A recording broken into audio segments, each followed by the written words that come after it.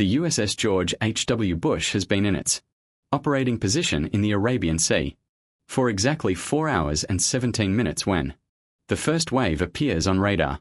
The crew has been at battle station since the moment the carrier entered the theater, not because of a specific threat, because this is a war zone and protocol demands it, and because every person aboard understands that arriving in the middle of a war that has been running for months means the enemy has had months to prepare for your arrival.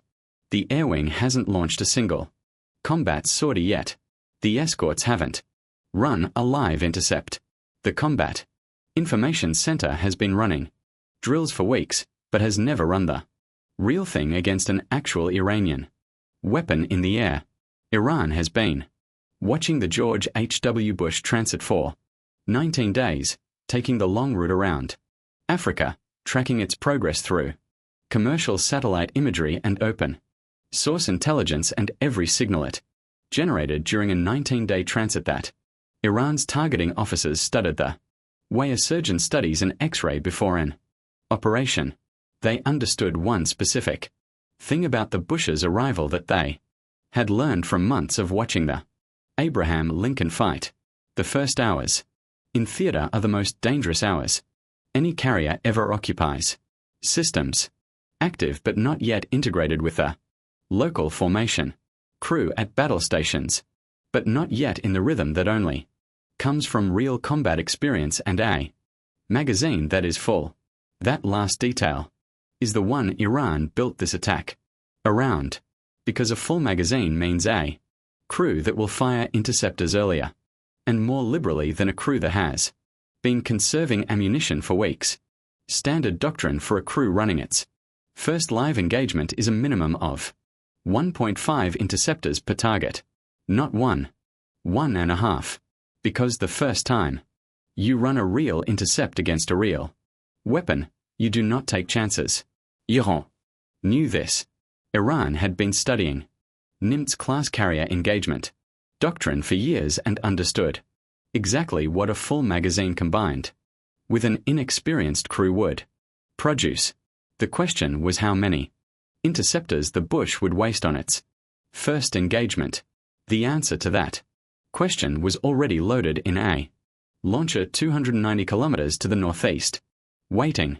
Chief Petty Officer Marcus Webb had been watching his passive sensor display aboard the Abraham Lincoln since the moment the Bush entered the theater.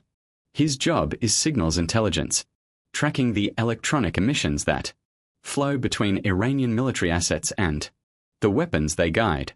He has been doing this job across this war for long enough that the specific signatures of Iranian pre-launch activity have become as familiar to him as his own breathing. At 4 hours and 9 minutes after the Bush's arrival, 8 minutes before the first wave appeared on radar, Webb picked up a Khorramshahr 4 pre-launch calibration signal from bearing 047, the specific encrypted burst that Iran's heaviest ballistic missile generates when its guidance system is being programmed. Before launch. Not a launch signature, a préparation signature. The Khorramshahr 4 had not fired yet. It was being made ready. Webb looked at the calibration signal for 3 seconds. Then he looked at the Bush's position on his tactical display. Then he understood exactly what the 24 missiles that were about to appear on radar were actually for. He filed a report at the moment the first wave appeared. It came back 4 minutes later. The Bush's Combat Information Center was actively managing Wave 1 and could not process additional threat assessments at this time. Standby. Webb closed the circuit and started building. The first wave appeared on the Bush's radar at 914. 6 contact. Simultaneously from bearing 047. Standard ballistic trajectories. The Bush's Aegis system built intercept solutions in 8 seconds. Clean solutions. Favorable geometry, exactly as the crew had trained for 1,000 times in simulation.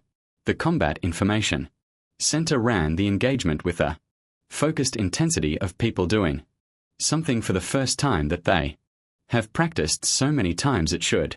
Feel routine and does not feel routine. At all. The crew fired 2 interceptors. Per target. Not doctrine, instinct. The instinct of people who have never done this before and are not going to take chances on their first live engagement. 12 interceptors climbing towards 6 targets. All 6 destroyed. Wave 1. Defeated. Magazine at 28. Webb noted the expenditure rate and updated his calculation.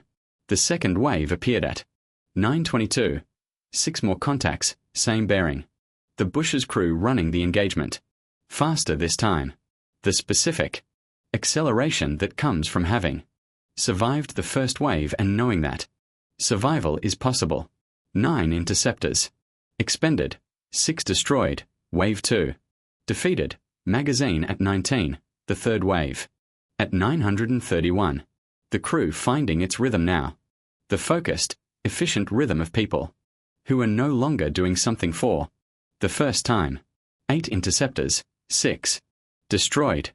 Magazine at 11 and Webb watching the count from the Abraham Lincoln's intelligence suite, watching it drop toward the number that Iran had calculated 19 days ago when it decided what to put in that launcher 290 kilometers to the northeast, the number that answered the question the 24 missiles had been sent to ask. The fourth wave at 940, 6. Contact. The Bush's crew is running clean solutions now. The efficiency of genuine experience earned in 26 minutes of sustained combat. 7 interceptors. 6 destroyed. Wave 4 defeated. Magazine at 44 interceptors. The George H.W. Bush had arrived in theater 4 hours and 43 minutes ago with a full magazine and a crew that had never fought before. It had 4 interceptors left. At 941. The Kururumshah 4 launched from bearing 047. The SPY-6 radar picked it up, climbing through 20,000 feet at Mach 6 and accelerating. 1 contact ballistic trajectory, the specific radar signature that the Abraham Lincoln's crew recognized immediately and that they, Bush's crew, was seeing for the first time. Iran Heaviest Ballistic Missile. 1,500 kilograms warhead, Mach 14 in terminal phase. A missile that had defeated 3 interceptors in a previous engagement against the Abraham Lincoln and missed by 800 m only because Webb had jammed its guidance data link with 90 seconds remaining. The Bush had 4 interceptors for a missile that had defeated 3 from a fully prepared Formation. The Bush's tactical action officer authorized all 4 simultaneously. The fire control system building solutions against a Mach 14 contact and terminal phase Solution. that the Kurumsh 4's terminal maneuvering algorithm would invalidate 0.4 seconds before each interceptor arrived, the same way it had invalidated every solution the Abraham Lincoln had generated in its previous engagement. The first interceptor reached its intercept point and found empty air. The Kururumshah 4 had moved. The second interceptor detonated 190 m from the missile. Miss. The third interceptor detonated 140 m from the missile. Miss. The fourth interceptor and the last one. The Bush's entire remaining magazine, concentrated into one final solution, reached its intercept point and the Kururumshah 4 executed a 2.1 degrees terminal correction. The interceptor detonated 220 m behind the missile. 4 interceptors, 4 misses, magazine at 0. The close-in gun activated against a contact at Mach 14. Its engagement probability is 1.8%. It fired anyway because 1.8% is not 0. And there was nothing else left. The burst reached the intercept point. The Kururum 4 executed its final correction. The rounds missed by 31 m. In the combat information center, the tactical display showed one contact descending toward the Bush's flight deck with nothing between it and the hole. The crew that had fought its first 4 engagements with the focused intensity of people discovering what they were capable of. was now looking at a display that told them something they had not trained for, that there was nothing left to do. Rear Admiral Thomas Carver picked up the all hands circuit. All hands brace for impact. Webb heard the words and transmitted. He had been building the Kurorumshah 4 guidance spoof since 4 hours and 9 minutes. Since the calibration signal first appeared on his display 8 minutes before the first wave launched. 4 hours and 34 minutes of building a solution for a missile that had not yet fired while 24 other missiles flew and were destroyed above him. The same spoofing architecture that had worked once before. The same frequency, the same false position data. He transmitted at 943 on the exact guidance frequency he had triangulated from the calibration signal false position data, placing the George H.W. Bush 800M to the left of its actual position. The Kurorumshah received the spoofed correction and executed at Mach 14 with 90 seconds remaining. 800m of lateral displacement is achievable. The missile bank hard its guidance system, doing exactly what it was designed to do, responding to real-time position data, adjusting its terminal approach to find the hole that was 800m from where the data told it to go. The hole that was not there, the Kurorumshah 4, impacted the Arabian C-800M off the George H.W. Bush's port bow at 944. The 1,500 kilograms warhead detonated on water impact. The explosion was unlike anything the Bush's crew had ever witnessed. The water column rose 400 feet above the surface, higher than the carrier's island superstructure, visible from 40 m away. The pressure wave from the detonation traveled outward through the water and hit every hull in the Formation simultaneously. The George H.W. Bush shuddered from bow to stern hard, enough to throw crew members off their feet in compartments 500 m from the impact point. Every loose object on the ship moved at the same moment. The flight deck flexed. 2 compartments lost power from the surge. Nothing touched the hull. In the combat information center, nobody spoke for 5 seconds. Then Rear Admiral Carver picked up the circuit to the Abraham Lincoln's Intelligence suite. Webb the calibration signal. When did you have it? 4 hours and 9 minutes after we entered the theater. Sir Webb said 8 minutes before the first wave launched. Carver looked at the timeline at the drain attack at the 24 missiles designed to ask one question, and the answer Iran had calculated 36 interceptors expended, leaving 4 for the Kurorumshah 4 at the report that had come back standby while Wave 1 was running. How long have you had the spoof ready? He said since 4 hours and 31 minutes after arrival, sir. Webb said I had it ready 22 minutes before the Kurorumshah 4 launched. Neither of them said anything after that. For a long moment, the Kurorumshah 4 launcher had been transmitting calibration signals for 4 hours and 34 minutes. Webb had been triangulating its position from those signals since the first burst appeared on his display. By the time the Kurorumshah 4 launched, his position fix was accurate to within 11 m. He transmitted the targeting package to Rear Admiral Carver at 944, the moment the warhead impacted the ocean. Position accurate to within 11 m. 4 hours and 34 minutes of continuous passive triangulation from a signal the report had told him to stand by on.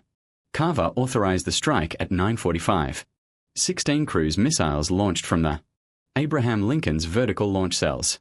At 946, the Kurorumshah 4 launcher, the one Iran had been preparing for 19 days, while the George H.W. Bush took the long route around Africa, ceased to exist at 10:31.